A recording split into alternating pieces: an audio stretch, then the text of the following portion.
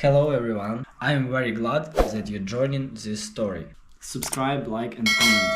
Enjoy the story, smile more often.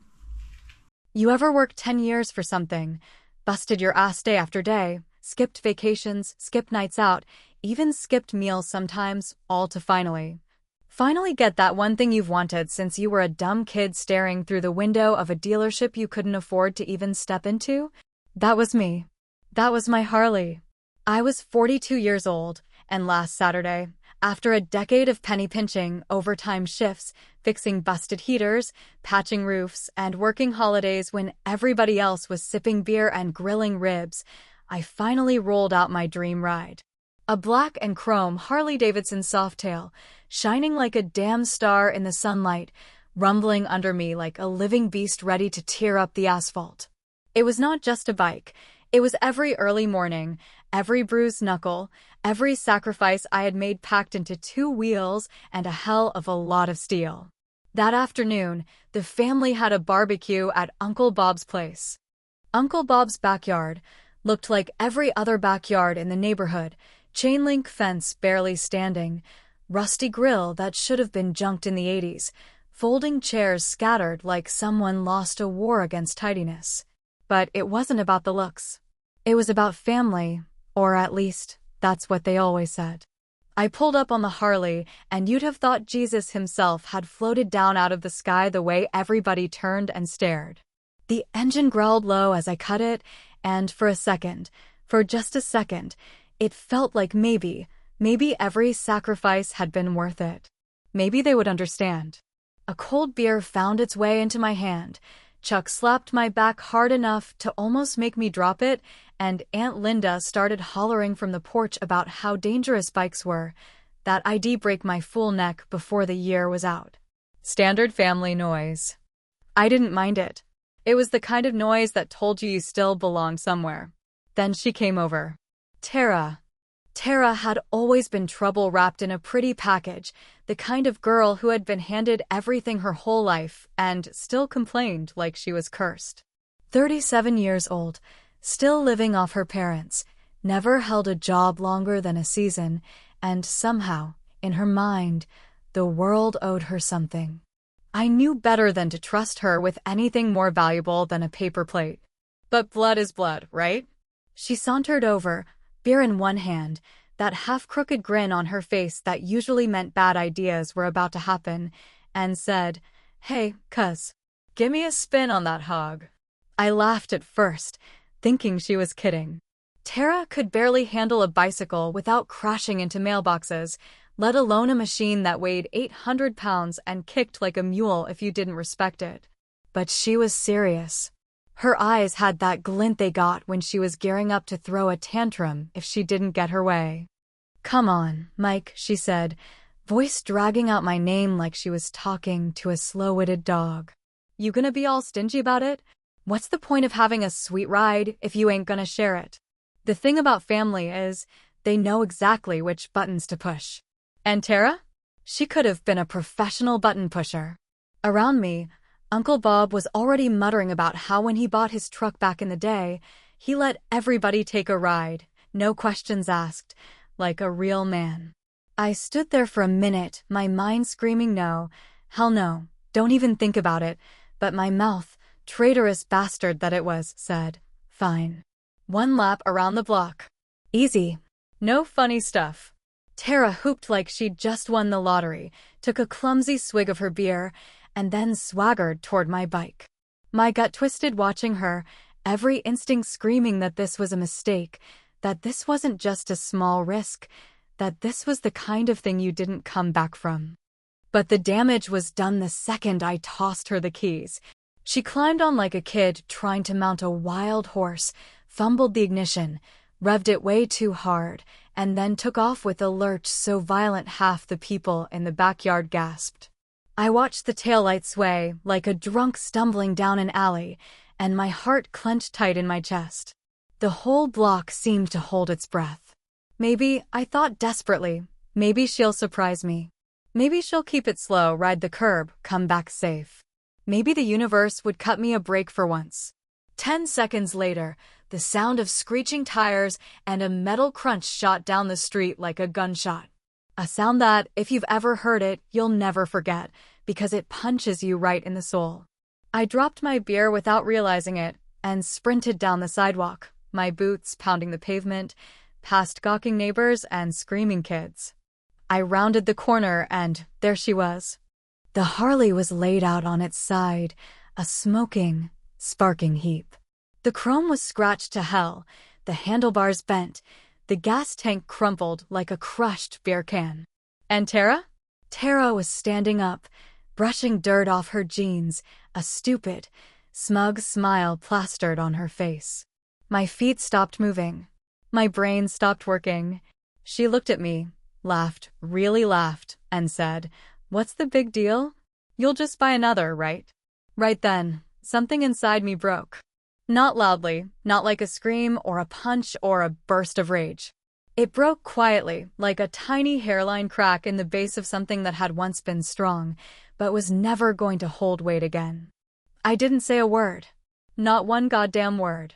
I just stood there, the smell of burning rubber in my nose, the blood pounding in my ears, and watched as Tara wiped her hands and started walking back toward the barbecue like she hadn't just shattered a piece of my life. And that right there was the moment everything changed. She had no idea what I was about to set in motion. No idea at all. Because when it comes to family, there's a fine line between loyalty and letting yourself get played like a damn fool. And I was done being the fool.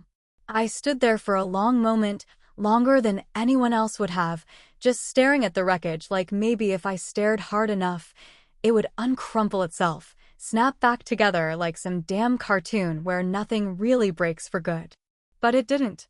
The twisted handlebars, the cracked mirrors, the gashes in the perfect black paint, those were real, cold and sharp as the knife sliding down my spine at that very second. Tara didn't even bother looking back at the bike she had destroyed. She just strutted away, beer in hand, like she had knocked over a lawn chair instead of a machine that represented 10 years of my blood and sweat. There were voices behind me, Uncle Bob saying something about accidents happen, Aunt Linda clucking like some broken hen, but they sounded a mile away, muffled like someone stuffed cotton in my ears. The only thing I heard loud and clear was Tara's stupid laugh, floating through the air like poison, and the words that would burn themselves into my brain for the rest of my life. "You'll just buy another, right? You'll just buy another, right?" I didn't answer her. Hell, I didn't even blink. If I opened my mouth right then, something ugly would have poured out, something I couldn't take back. Instead, I turned away from the smoking pile that used to be my dream and walked back toward the house, slow and heavy, like every step was sinking into quicksand. Now, let me ask you something straight up. What would you do if family destroyed something you worked your whole life for and laughed in your face? Would you turn the other cheek like they always tell you to do? Or would something darker start twisting in your gut, whispering that enough is enough, that family or not, respect is earned, and once it's burned, there's no damn putting that fire out? Go ahead and tell me in the comments, because I swear at that moment, I felt like a part of me no one could ever fix just snapped clean in half. The barbecue carried on like nothing had happened. Hot dogs kept sizzling, kids kept running around screaming about water balloons, and the grown-ups kept drinking like it was just another Saturday, and not the day everything shifted for good. Nobody even came over to check on me, not really. A few pitying looks, sure. Chuck tried tossing me a fresh beer like that would patch up the hole in my chest, but I let it fall to the ground, the bottle shattering against the concrete, glass spraying across the driveway like tiny shrapnel. Tara saw it happen, saw the bottle break, and you know what she did? She smirked. Like it was funny. Like I was the one overreacting because, hey, it was just a bike. I swear to you, it took every ounce of strength I had not to go over there and say something I would regret forever. I clenched my fists so hard my knuckles cracked, and still, I stayed silent, the rage bubbling hotter and hotter under my skin, looking for somewhere to go. Chuck finally wandered over, chewing on a toothpick like he didn't have a care in the world. "Man," he said, low and casual, like we were talking about a bad call in a ball game, You gonna let her get away with that? I didn't answer. I didn't trust myself to even look at him without blowing up. Because deep down, I already knew the answer, even if I wasn't ready to say it out loud yet. Inside the house, the older folks were already gearing up for poker night, pulling out the battered deck of cards, the jar of pennies they always used instead of real cash, because gambling's a sin, but pennies don't count. I could hear Uncle Bob's laugh, big and booming, like the world was still simple and good. I could smell Aunt Linda's burnt pie sitting on the kitchen counter. Normal life pressed around me like a goddamn straitjacket, and I realized something bitter and ugly. Normal wasn't coming back, not after today. Later, when most of the family had either passed out or gone home, and the mosquitoes were the only ones still buzzing around, I found myself wandering back out to the street where my bike lay half covered with a tarp someone had thrown over it like a shroud. I pulled the tarp back and crouched down beside it, running my hand over the ruined tank, feeling the deep gouges like open wounds. I thought about how hard I had worked, how many nights I had lain awake doing math in my head, wondering if I could squeeze out just a little more from my paycheck, wondering if this month I could finally afford one small luxury. I thought about every sneer from a boss who thought I wasn't college material, every time I had to patch the soles of my boots with duct tape because new ones weren't in the cards. That bike was my middle finger to all of it, my proof that I hadn't just survived. I had built something beautiful with my own two hands and my own damn stubbornness. And Tara had laughed in my face and crushed it like it was nothing. I didn't cry. I didn't scream. I just sat there in the dark, the taste of smoke and dust thick in my throat, and started making a list in my head. Not a list of things I had lost. A list of steps. Steps towards something I couldn't quite name yet, but something that felt sharp and cold and necessary. First step? Not saying a word. Not tonight. Not tomorrow. Second step? Setting something in motion that Tara would never see coming. As I sat there, the quiet thick around me, the gears turning in my head, I realized something crystal clear. Blood might be thicker than water, but it ain't thicker than respect. And once you strip a man of his respect, family ties don't mean a damn thing. By the time I stood up and pulled the tarp back over the Harley's broken body, the plan wasn't fully formed yet, but the seed had been planted deep. And like any stubborn weed, it was going to grow no matter who tried to yank it out. The next morning hit me like a brick wall, thick-headed from bad sleep and heavier still from the rage that had settled somewhere deep inside me, sitting there like a coiled snake, not striking yet but waiting for the right moment to sink its teeth in deep. I moved around my house like a ghost, stepping over piles of laundry I hadn't bothered folding, ignoring the half-cooked breakfast I abandoned on the stove, because what the hell was the point of eating when you felt like you had swallowed nails in your sleep? Every second that passed, I thought about that bike, about Tara's stupid laugh, and about the look on her face like none of it mattered, like I was some joke she had already forgotten. I could have screamed, could have smashed something just to hear it break under my fists, but I didn't. I didn't even raise my voice. I smiled. That fake, thin kind of smile that doesn't touch your eyes, the kind that feels like stretching barbed wire across your teeth. I smiled because I already knew losing my temper would only hand her more power. Tara would see the yelling and the storming around as proof she had gotten under my skin, and I wasn't about to give her that satisfaction. No, I had a better idea, a smarter idea, the kind of idea that takes root in the cold part of your brain where emotions can't reach it anymore. Around noon, Chuck showed up uninvited like he always did, crashing through my front door with 2 gas station coffees that were probably half oil and muttering something about time to get your mind off it, man. He flopped down on my battered couch, kicking off his boots like he owned the place, and stretched out like a man who had nothing better to do than shoot the breeze and piss off the furniture. I just stood there, arms crossed, staring at him until he gave me one of those squinty, suspicious looks he got when he knew he was about to get dragged into something bigger than he planned for. "So," he said, slurping his coffee obnoxiously, "what's the plan, tough guy? Gonna egg her house? Slash her tires? Dump a can of sardines in her AC vents?" I didn't answer right away, just let the silence stretch so long that Chuck started tapping his fingers against his cup, getting more and more fidgety with every second. Finally, I said, I'm not going to do any of that, Chuck. I'm going to do something smarter. Something permanent. He leaned forward, grin wide, eyes gleaming like a kid who just found out Christmas was coming early. Permanent, huh? You got that look, man. That scary look. Spill it. I didn't spill it. Not yet. The idea wasn't fully formed, just a rough shape with jagged edges floating in the back of my mind. But it was there, growing stronger with every beat of my pulse. I knew one thing for sure. Tara was going to learn a lesson she wouldn't laugh off. She was going to feel it deep down where her fake smiles and smug jokes couldn't hide it anymore.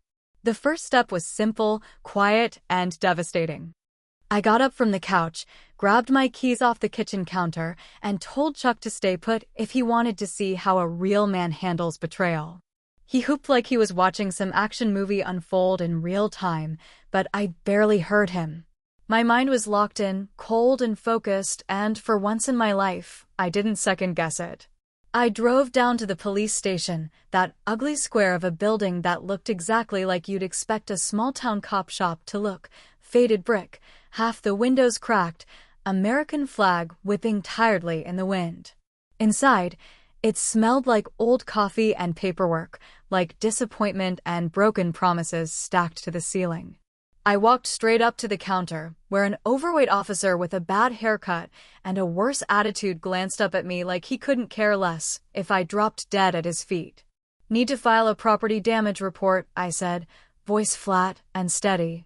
He grunted, pushed a clipboard across the counter, and pointed a sausage finger toward a row of battered plastic chairs that looked like they might collapse if you breathed too hard near them.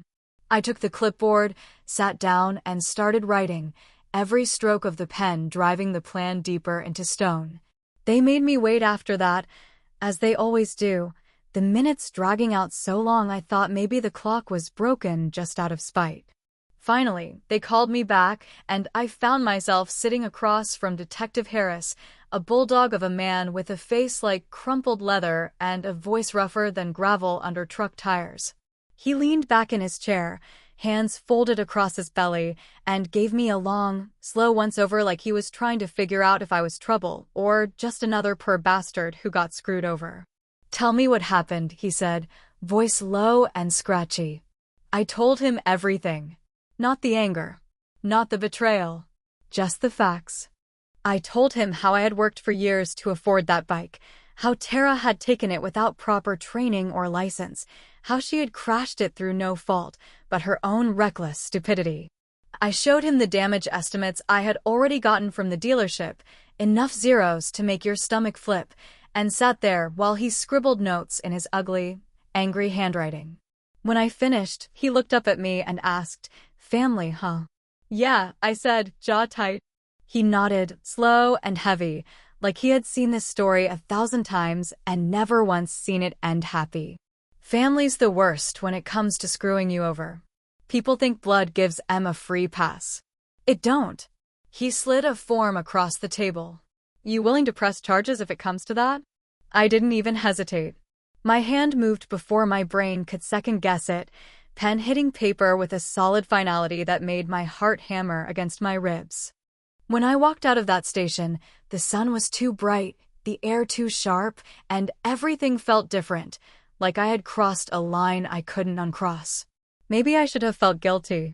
Maybe I should have felt like a traitor to my own blood. But I didn't. I felt lighter. Like some heavy chain had slipped off my shoulders, and now, finally, Tara was going to learn the lesson she should have learned a long time ago. I got back in my truck, started the engine, and drove home without turning on the radio, without thinking about anything but the slow, inevitable train I had just set rolling down the tracks. By the time I pulled into my driveway, Chuck was still there, sitting on my porch, tossing a crushed soda can back and forth in his hands like he was practicing for some future bar fight. He looked up when he saw me and grinned that wild, reckless grin of his. "So," he said, "what's next, General Patton?" I smiled again, that same thin, barbed wire smile, and said, "Now? Now we wait.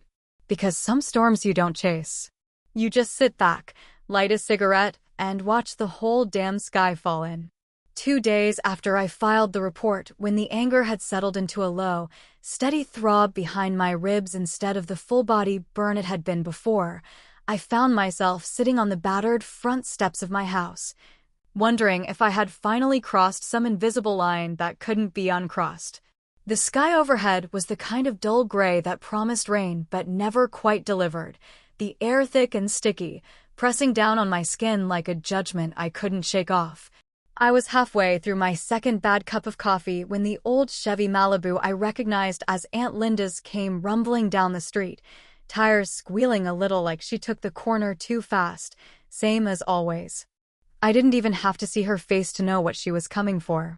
I could smell it in the air, the mix of cheap perfume and righteous indignation that Aunt Linda wore like armor.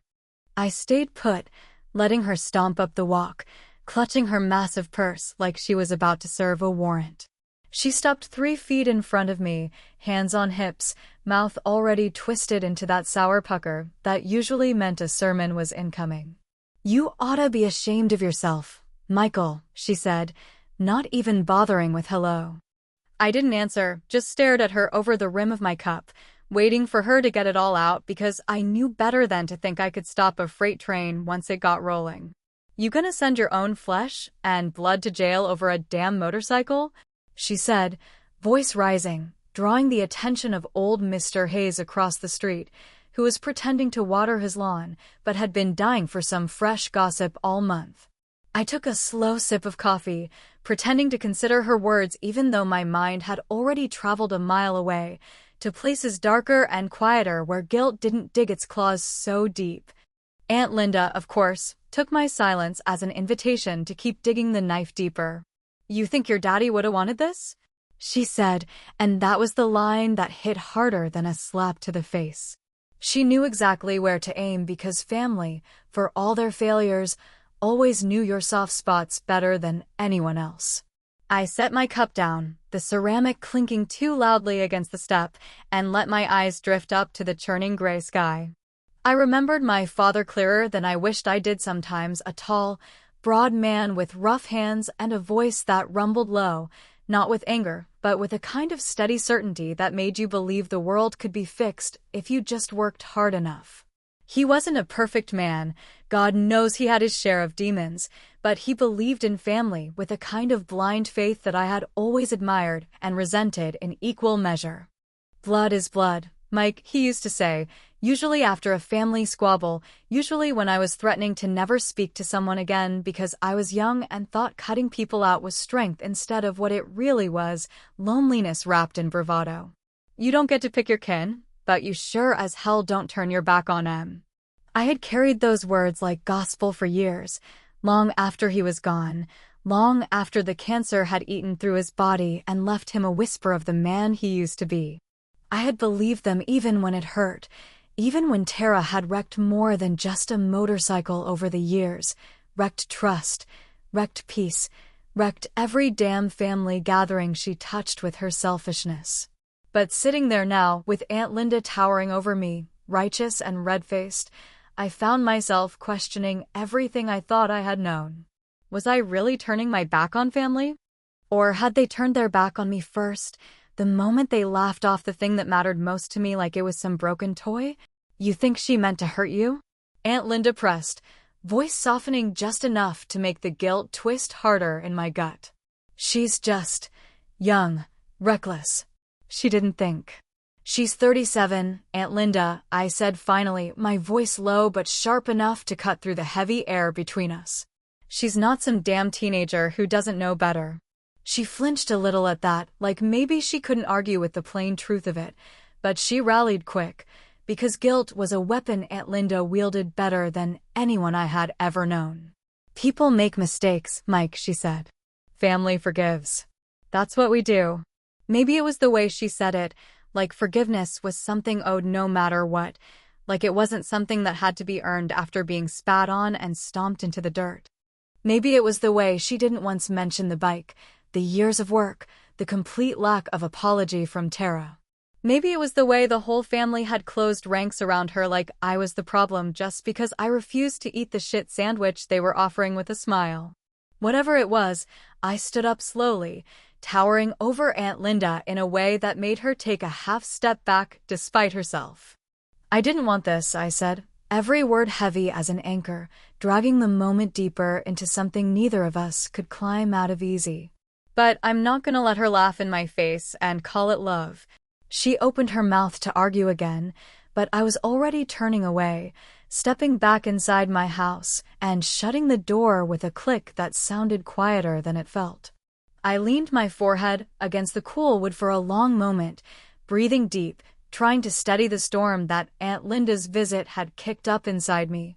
Doubt gnawed at the edges of my resolve, whispering that maybe I was wrong, maybe I was betraying something bigger than just my own pride. But then I thought about Tara's laugh, bright and cruel, and the way the family had shrugged and smiled and said, "It's just stuff, Mike," like my dreams were nothing but junk cluttering up the yard. I wasn't turning my back on family. Family had turned its back on me. And this time, I was not the one who was going to fold first. It happened faster than I expected, faster than I even dared hope for. Like the universe had finally decided to cash in every overdue favor I had earned by keeping my mouth shut for too damn long. It was a Thursday afternoon, sticky and miserable, the kind of day when even the flies were too tired to buzz properly, and I was sprawled out on my couch with the old fan rattling in the corner and nothing on TV worth watching, when my phone buzzed across the coffee table. The message was from Chuck, 3 words that lit my blood on fire. "It's happening now." I didn't ask what he meant because deep down, I already knew. I grabbed my keys, not even bothering to change out of the ratty t-shirt I had been wearing all day, and peeled out of my driveway like the hounds of hell were nipping at my tires. Chuck lived just 2 streets over from Aunt Linda and Uncle Bob's place, a strategic advantage that was finally paying off, and when I skidded to a stop outside his house, he was already standing in the front yard, grinning like he had just won the goddamn lottery. "Better hurry," he said, jerking his thumb toward the street behind him. "Show's about to get good." I didn't run, didn't sprint like some panicked kid desperate to catch the last minutes of fireworks on the 4th of July. No, I walked, slow and steady, feeling every thud of my boots against the cracked sidewalk, feeling the weight of what was about to happen settle onto my shoulders like a mantle I had chosen and could no longer shrug off. By the time I rounded the corner, it was already unfolding just the way I had pictured it during 100 restless nights. 2 black and white cruisers parked crookedly against the curb, lights flashing but sirens silent, like sharks circling their prey without so much as a ripple. A couple of neighbors were peeking out from behind screen doors and curtains, pretending to mind their own business while soaking up every second of drama like thirsty plants in a drought. And there she was. Tara stood on the front porch, barefoot, wearing pajama shorts and a tank top that probably hadn't seen a washing machine in a week. Her arms flailing wildly as she screamed at the 2 officers standing calmly in front of her like they had seen this scene 1,000 times before and would see it 1,000 more. Her face, usually locked in that smug, self-satisfied smirk, was twisted into something uglier now, a snarl of disbelief and rage that made her look less like the golden child of the family and more like a brat who had finally realized the candy store was closed for good. "You can't be serious," she was shouting, voice climbing higher with every word, sharp enough to cut glass. "It was just a goddamn accident. It was a stupid bike. He's family." One of the officers, a heavy-set guy with a shaved head and the patience of a saint, kept his voice level and professional as he recited the words that, to Tara, must have sounded like the gates of hell swinging open. "You are being charged with criminal property damage, Miss Callahan," he said. "You are also being cited for operating a motor vehicle without a valid license." Tara shrieked like someone had just slapped her, stomping her bare foot against the porch boards hard enough that I half expected them to splinter under her tantrum. Aunt Linda burst out of the doorway behind her, hair still in curlers, wringing her hands and wailing about misunderstandings and family loyalty, but it was like watching someone try to put out a house fire with a teacup of water. Uncle Bob wasn't far behind, his face dark and stormy, muttering curses under his breath that even from across the street I could tell weren't aimed at Tara. They were aimed at me. I stood there, hands shoved deep into my pockets, watching as Tara's world tilted on its axis, and for the first time in her selfish, reckless life, she realized that consequences weren't just a word people threw around to scare kids. They were real. They were heavy. And they were here. The officers gave her one last chance to come quietly, a kindness she absolutely didn't deserve, but true to form, Tara tried to shove past them, screaming something about how she knew her rights, and this is harassment. That earned her a pair of shiny silver bracelets snapped tight around her wrists and a guided walk down the front steps that wiped the smirk off her face faster than a punch to the mouth. I didn't move. I didn't gloat. I didn't even crack a smile. I just watched, stone-faced, as the cousin who had wrecked my life without a second thought got packed into the back of a police car like yesterday's garbage. Aunt Linda was shouting something at me now, something about betrayal and shame, but her voice barely registered over the roaring in my ears, the sound of 10 years of resentment finally breaking free like a dam snapping wide open. As the cruisers pulled away, taking Tara and her screaming with them, Chuck sidled up beside me, elbowing me in the ribs with a grin that probably should have made me feel better, but didn't. "Well," he said, "guess she ain't laughing now, huh?" I didn't answer him, couldn't find the right words in that moment, because the truth was, I didn't feel victorious. I didn't feel proud. I didn't even feel angry anymore. I just felt tired. Bone-deep tired, the kind that seeps into your blood and makes you wonder if maybe all the fighting in the world still wasn't enough to fix what was already broken beyond repair. Tara was gone, sure, but the damage wasn't. The cracks had been there long before the bike, long before the police, long before any of us even realized the whole damn foundation was rotted out from under us. All today had done was rip the tarp off and show the ugly truth for what it really was. And there's no going back from that. Not for her. Not for me. Not for any of us. The next few days after Tara got hauled off in the back of that cruiser felt like walking through a war zone after the shooting had stopped, but the smoke hadn't cleared. A place where nothing looked destroyed on the surface, but you could feel the wreckage under every step you took.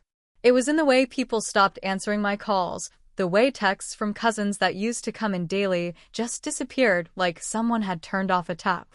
It was in the way Aunt Linda's car showed up on my street twice in one afternoon, but never pulled into my driveway, just idled for a few minutes before peeling off like she couldn't quite bring herself to face me head-on again.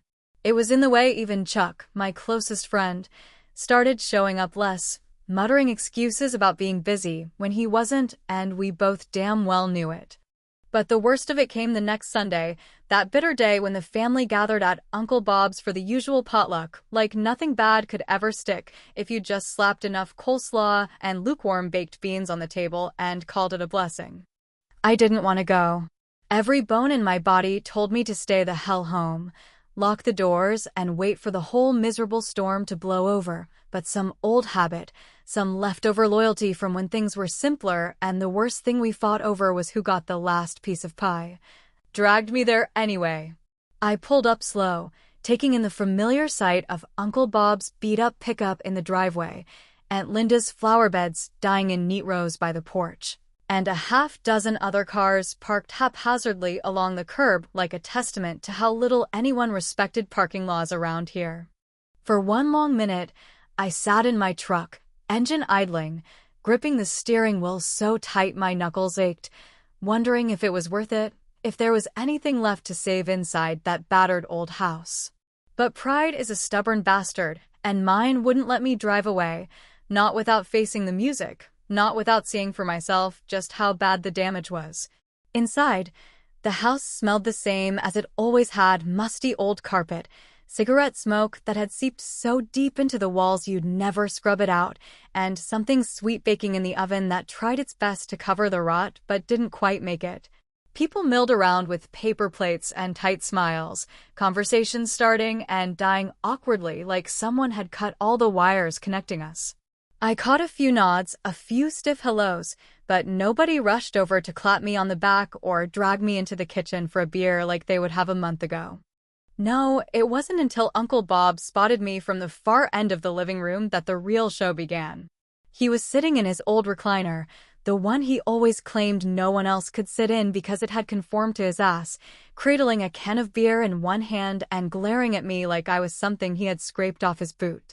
When I stepped fully inside, the room got so quiet you could have heard a pin drop, and for a second, I wondered if maybe they were all waiting for a brawl, for Uncle Bob to throw his beer and for me to throw the first punch. Instead, he set the beer down slow, almost tender, and pushed himself up out of that recliner like a man preparing for a funeral he didn't want to attend. "You think you're some kind of hero now, Mike?" he said, his voice low but thick with something meaner than anger, something closer to heartbreak. "You think making a spectacle out of your own blood makes you a man?" I held his gaze, even though every part of me wanted to look away, to run like hell out the door and never look back. "I think," I said slowly, carefully, "that being family doesn't mean you get to treat people like dirt and laugh about it." There was a ripple around the room, people shifting, whispering just loud enough that I caught fragments. "Not right," "shoulda stayed quiet," "brought shame," all the usual garbage people spit out when they don't want to face the truth head-on.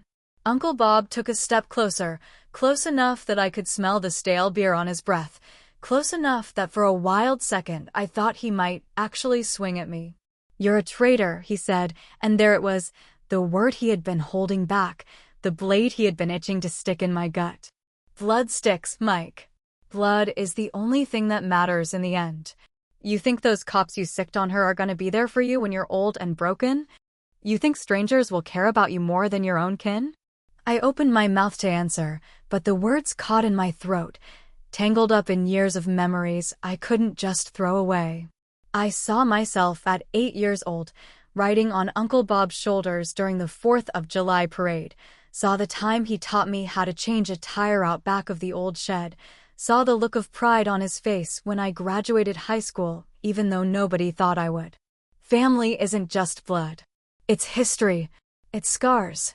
It's all the things you can't explain to someone who hasn't lived it.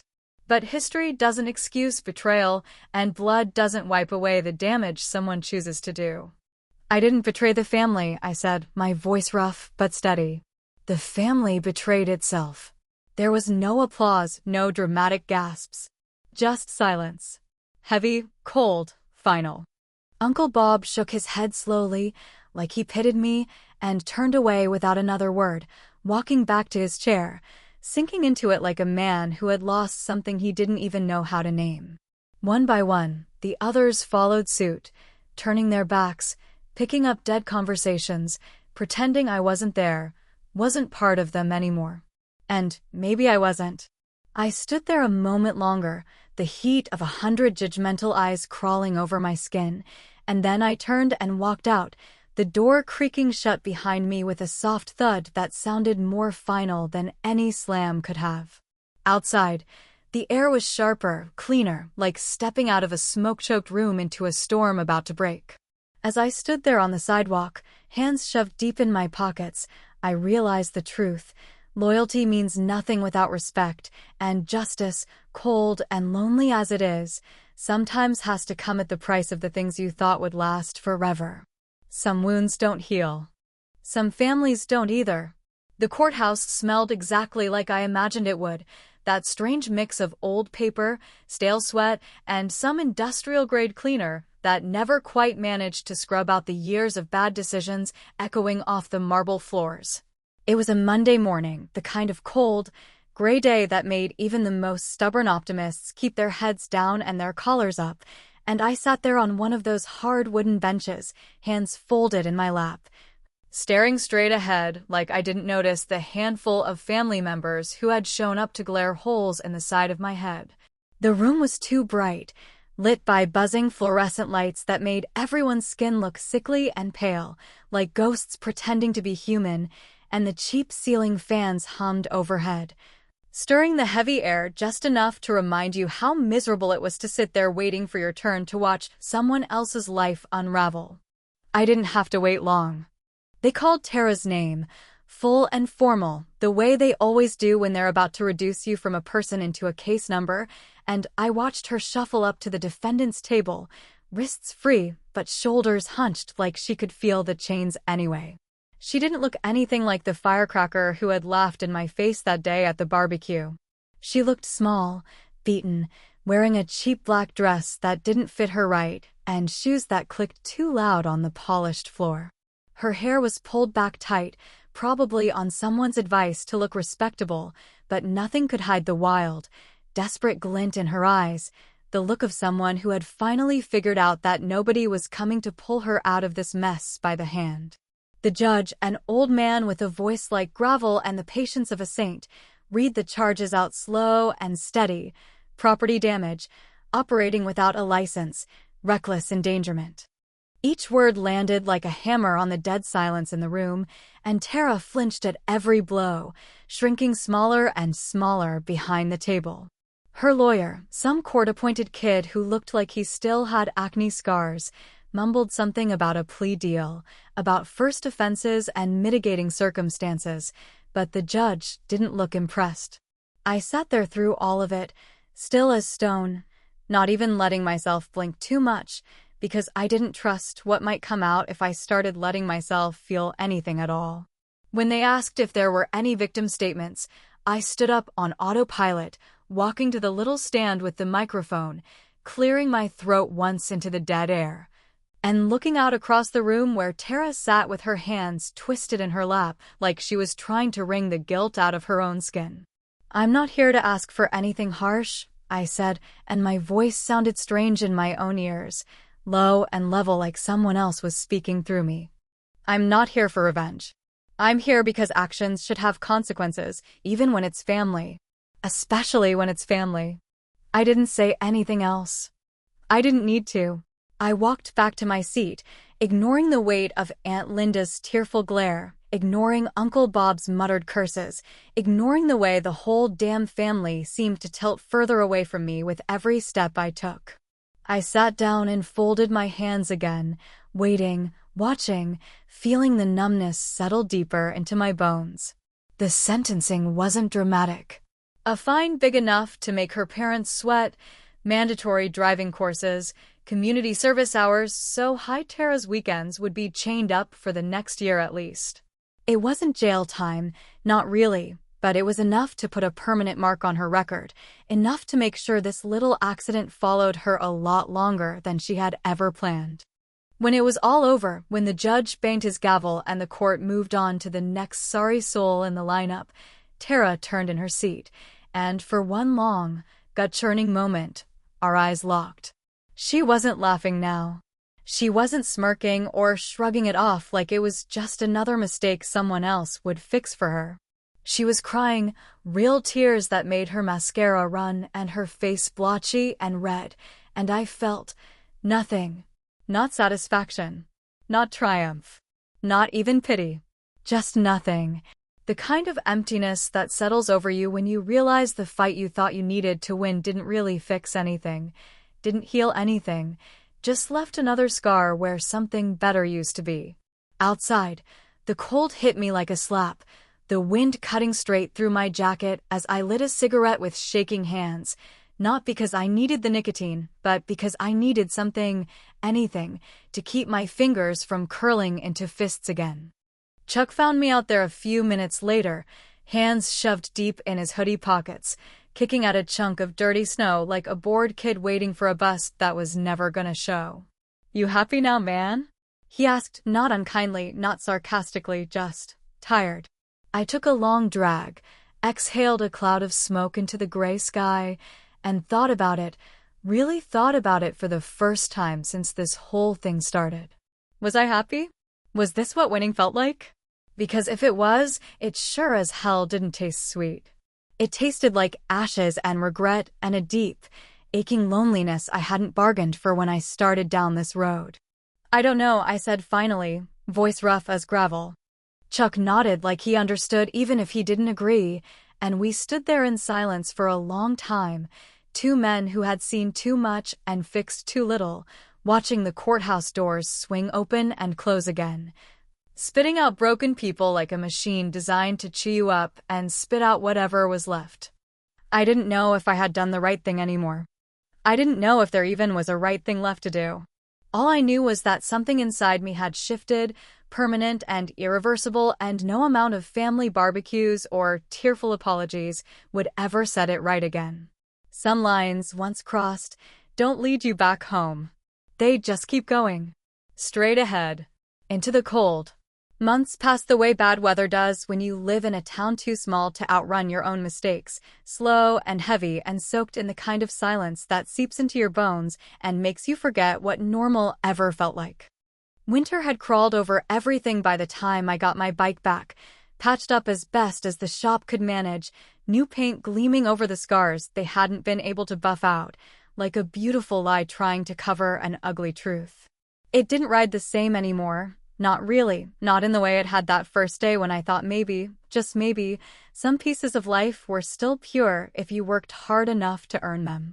It was still my bike, sure, but it felt different under me, heavier somehow, like it carried the weight of everything that had happened since the day Tara swung her reckless legs over the seat and tore my whole damn world sideways. The family never came back together the way some part of me had hoped, even though I knew better deep down, even though I told myself not to expect the kind of forgiveness that needs more than blood to survive. Aunt Linda still sent her sad little Christmas cards, signed with just her name and no note, as if that empty signature could stitch together what had been ripped apart. Uncle Bob hadn't spoken a word to me since the day at his house, and I figured he never would again, too stubborn and too proud to admit that maybe, just maybe, there were two sides to every story. Chuck still showed up sometimes with a six-pack and a crooked grin, but even he treaded a little lighter around me now, like he wasn't sure if I was still the same guy he used to know. Mostly, though, it was just me and the Harley, two battered souls trying to pretend we weren't limping through the wreckage. On good days, I would take it out past the edges of town where the roads turned lazy and the fields stretched out wide and empty under a sky so big it made your problems feel small for a while. I would lean into the wind, feel the rumble of the engine through my bones, and let the miles smear everything into a blur until all that mattered was the next turn, the next stretch of cracked asphalt unfolding in front of me. But no matter how far I rode, no matter how long I stayed gone, I always came back to the same truth waiting for me like a ghost on my doorstep. Some things, once broken, stay broken. It was on one of those long rides, late in the afternoon when the sun was slanting low and mean across the horizon, that I rolled into a gas station on the far edge of town, the kind of place where the pumps are older than most of the customers and the coffee inside could strip paint off a car. I pulled up to the pump, killed the engine, and swung off the bike, my legs stiff from the cold creeping in under my jeans. I was halfway through filling the tank when I saw her. Tara. She was standing by the door to the little convenience store, a pack of cigarettes in one hand, a cheap lighter in the other, her hair tied back in a messy knot, jacket zipped up to her throat against the wind.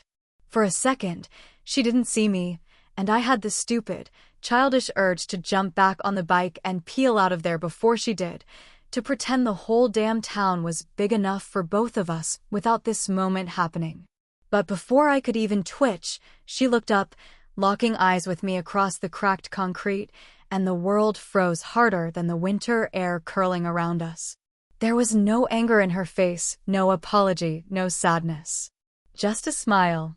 Cold, sharp, deliberate. The kind of smile that doesn't reach the eyes, the kind of smile that says, I see you. I remember. And I'm not done yet. It wasn't loud, wasn't dramatic, but it hit me harder than any screaming match ever could have, because it was pure, undiluted warning, the kind of look that promises unfinished business even when the paperwork's been signed and filed away. For a long second, we just stood there, two statues frozen in a memory neither one of us wanted to let go of, bound together not by love or forgiveness, but by the heavy, poisoned weight of everything that had gone unsaid between us.